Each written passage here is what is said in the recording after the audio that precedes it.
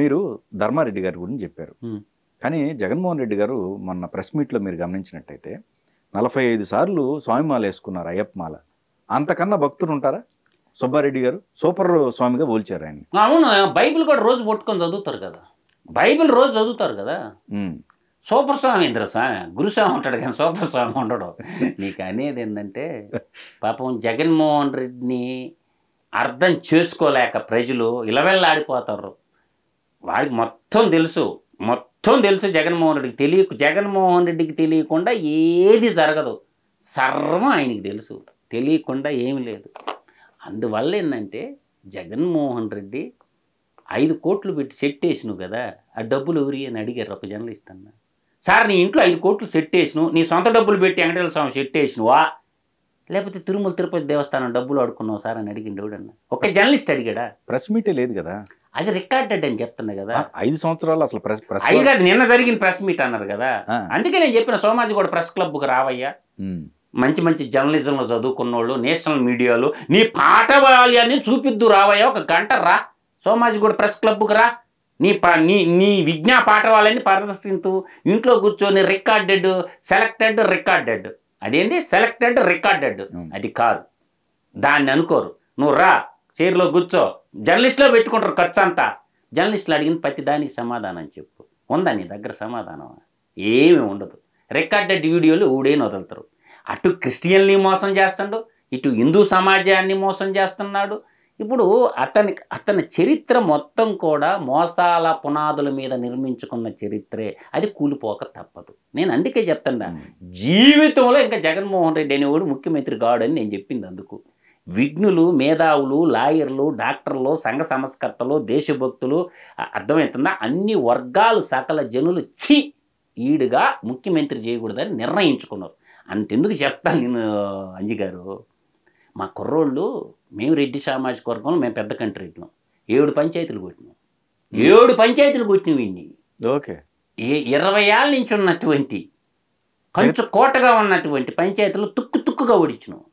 Okay, అది మా దొమ్ము, మా పెద్ద కంట్రీ దొమ్ము. అది నువ్వు ఎవడూరు అంటే చెప్పలేకపోతున్నాడు, గోత్రం చెప్పమని అడుగుతున్నా చెప్పకపోతుంటే, నువ్వు అట్ట క్యాథలిక్ క్రిస్టియన్ అని చెప్పుకోలేకపోతున్నావు, ఇట నేను భారతీయుణ్ణి, నేను హిందువునని చెప్పుకోలేకపోతున్నావు. వాళ్ళు చెల్లున్నాయి కదా, మేము క్యాథలిక్ క్రిస్టియన్ను, మేము మతం మారినాం అని చెప్తుంది కదా అమ్మాయి శర్మిల. నువ్వెందుకు చెప్పుకోలేకపోతున్నావు?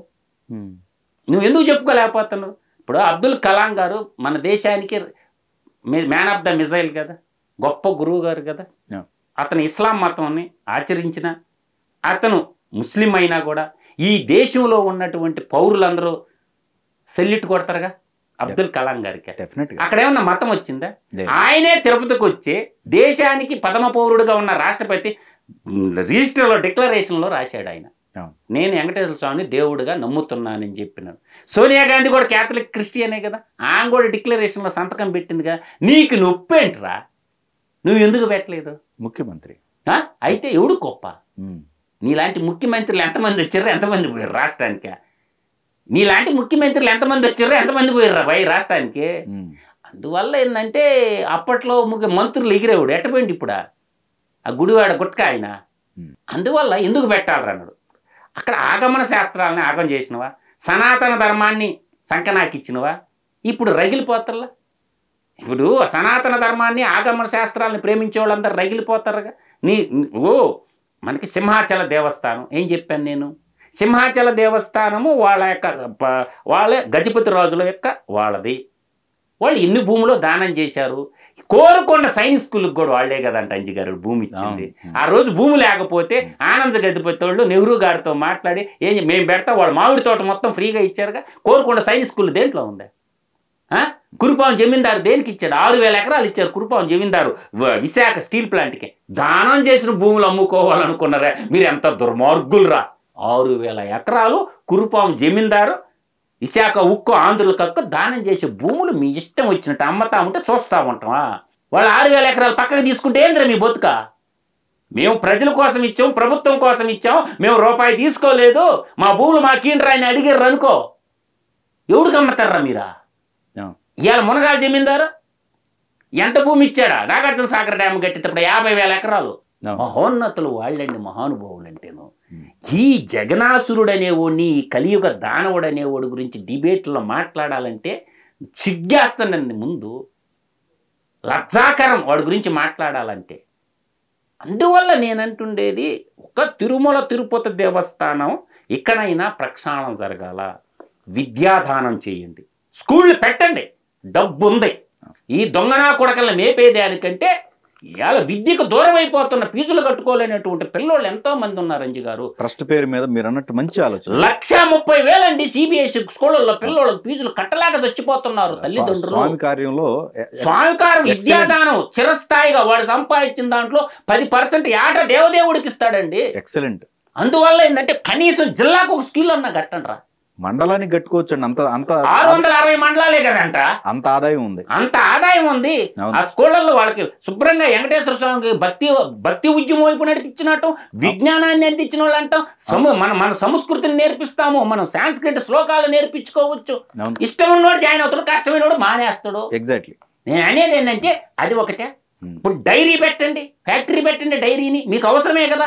100 కోట్లు పెట్టి మీరు ఎవడెవడిగా ఇచ్చేదానికంటే మీరే వావులు కొని వాళ్ళకి ఇవ్వండి. డైరీ సైన్స్ చదువుకున్నటువంటి డైరీ సైన్స్ కాలేజ్ పెట్టండి. ఫస్ట్ డైరీ సైన్స్ కాలేజ్ పెడితే ఆడే సైంటిస్టులు ఉత్పత్తి అవుతారు కదా. నీకు ఎక్కడికో బాపడలేదు కదా. నీ భూముల్లో గడ్డే పెంచట్టు, గోపాల కేంద్రాలు నెలకొల్పండి, గోవుల్ని పెంచమని చెప్పండి. మీ భూముల్లో గడ్డి పెంచేసి ఆవులు గడ్డేస్తే మళ్ళీ పేడ వస్తుంది కదా. అది రైతులకు ఫ్రీగా అయ్యింది ఆ పేడని, గోవుల నుంచి వచ్చే పేడని. ఇటువంటి ఆలోచన ఏ రోజన్నా చేశారు పాలక మండలి సభ్యులు? నేను అడిగిన 5 పాయింట్లు నాకు చెప్పండి. ఇప్పుడు గోపాల మిత్ర పథకాన్ని పెట్టండి. బడుగు బలహీన వర్గాల్లో తిండి లేక రోజు వాళ్ళ జీతాలు ఇండి, నెలకు 30,000 ఇండి, భార్యాభర్తకి బ్రహ్మాండంగా పనిచేస్తారండి. 30,000 ఇండి ఎక్కువ వద్దు, ఇళ్ళు కట్టండి, మీరే కట్టండి ఇళ్ళు. ఒక క్షేత్రాన్ని ఏర్పాటు చేయండి, ఒక 1000 ఎకరాల్లో ఆవులు పెంచుతారు, డైరీ ఫామ్లో పనిచేస్తారు, ఆ పాలు తెచ్చి మీకు పోస్తారు. అట్లా చూడొచ్చు. గ్రామీణ ప్రాంతాల్లో ప్రతి 2 గోవులు ఇచ్చండి, ఆ మిల్క్ వచ్చి వెంకటేశ్వరం పట్టుకోండి, డైరీ సైన్స్ చదువుకుంటే మిల్క్ ప్రొడక్షన్ ఎవరి మీద ఎందుకు ఆధారపడాలా?